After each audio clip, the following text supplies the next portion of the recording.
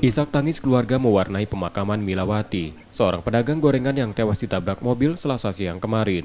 Suami korban menerangkan, istrinya saat itu sedang duduk di samping etalase dagangannya yang berlokasi di Jalan R.E. Marta Dinata, tepat di samping kantor Lurah 2 Ilir, Palembang.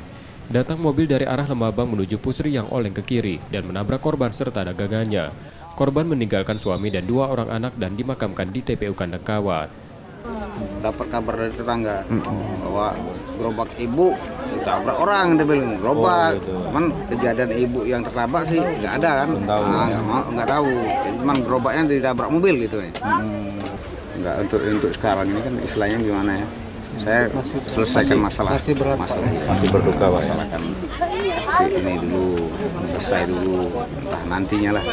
Sementara tukang tambal ban yang berada di sekitar lokasi juga ikut tertabrak dan mengalami luka serius. Laka lantas ini masih dalam penanganan Polrestabes Palembang. Rizky Oktora, Muklas Diferensial, Kompas TV, Palembang, Sumatera Selatan.